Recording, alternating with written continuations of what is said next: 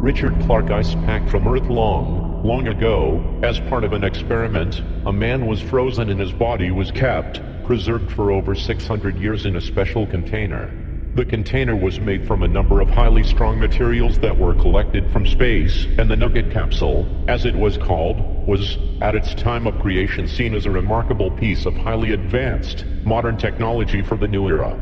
The Nugget capsule was built by AI, artificial intelligence, driven entities which were known by their human masters as the Squirks.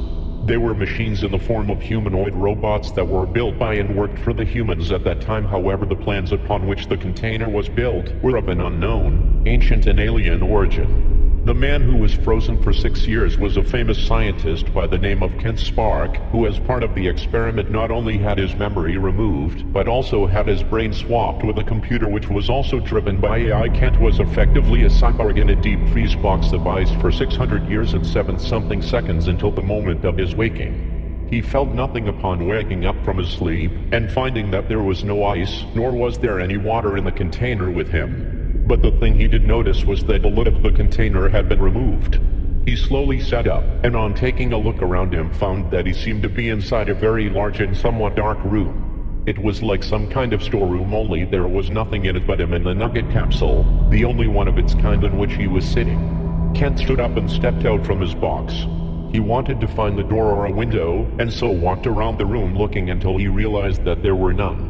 The strange thing about this room is that it was dimly lit, and yet there were no lights of any kind, nor any way for light from outside to get in. He began to thump on the walls, desperately calling out for help in a more frustrated as opposed to fearful tone of voice.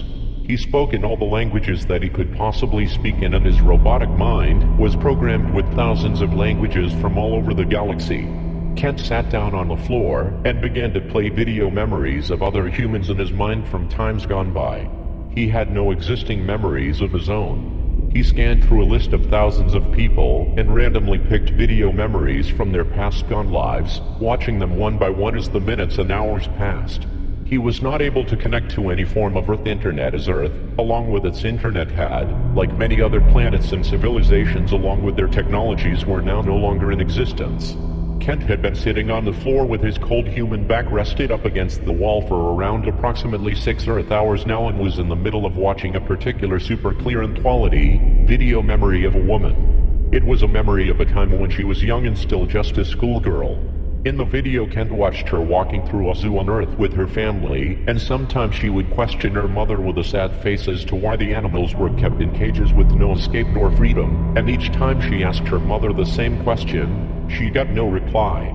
Kent, while watching the video, was also simultaneously scanning for videos on Earth technology made around the same time of his freezing, and came across one of a few videos which had their dates included in the title, and this video was entitled Project NC0. Kent started the video, which was ultimately a massive collection of clips strung together showing the daily activities of a man's life. Everything was filmed diary style but without dialogue. In the opening scenes, the man was at home. This man was named Grant Mills. Grant was an artist, and he had always loved drawing and designing all kinds of new technology, including many different kinds of machines, vehicles and robots. He in many ways was like an inventor and architect who had never had his work seen.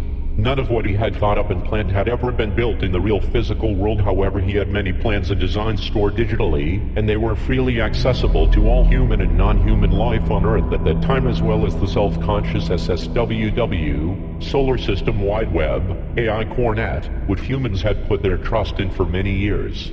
AI CoreNet was able to access all information on the web and use it to build and shape the city as it saw fit and healthy for sustaining life on Earth. A lot of the technology around at that time was actually built by AI CoreNet alone without any assistance of humans. In the video, Grant could be seen talking on a modern, for the time, phone-type device, but there was no sound included for the duration of this clip.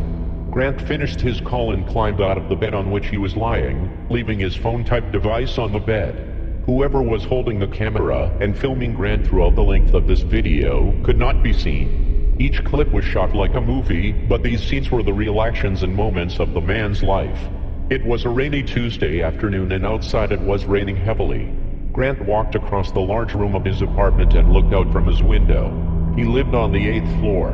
Down in the streets, Crowds of people were walking to and from, carrying their umbrellas and trudging through puddles as they made their way through the wet, partially flooded streets of the big city.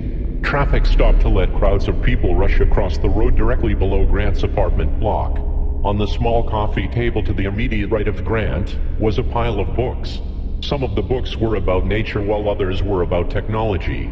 Suddenly there was a loud knocking on Grant's door, and a voice could be heard calling out to him. In the following clip, Grant was walking out from the building wearing a long raincoat and getting into a black van via the open passenger side door. The next scene showed Grant walking through a long corridor accompanied by a group of people dressed in black. After turning a corner at the end of the corridor, they came to a room and one of the people opened the door. He told Grant to go in. Once in the room, Grant was greeted by an older-looking man with a beard who at first said nothing. The two men stared at each other for a moment, and there was some sort of tension between them. The older man handed Grant a big black bag and Grant looked inside it. A close shot showed that the bag was filled with money. Behind the older man, near the back of the room in a corner could be seen what looked like a large container, wrapped in some kind of material. In the next scene, Grant was back in his apartment, only this time he was in his small kitchen, and washing a knife. A faint ambulance siren could be briefly heard in the background. Grant then walked over to his fridge freezer, opened it and took out a frozen pizza. He put the pizza in his oven and then looked back, realizing he had left the freezer door open. He slammed the door shut. In the following clip, Grant turned his television on and there was a news story covering the murder of a young boy. The reporter said that the murderer was thought to have been a well-known scientist who had gone missing. Grant sat down on his sofa and took out a piece of paper and a pen. He placed the piece of paper down on the small coffee table in front of him and started to slowly draw what looked to be a room of some sort. He didn't draw any doors or windows, but he drew an X close to the middle of the room, and then a large circle around the entire room with an arrow pointing straight up. Grant stared at his picture for a moment, and then remembered his pizza had been cooking for a while now and so quickly rushed to the kitchen to turn off the oven and prevent it from burning. The final clip of the video showed that the rain was clearing up now, and as the clouds parted the skies above, sun rays were now shining down and through the windows of the apartment. The video came to an end. Somewhere, in the depths of space, a vessel containing the last remnants of Earth floats slowly and uncontrollably on a direct course for the sun.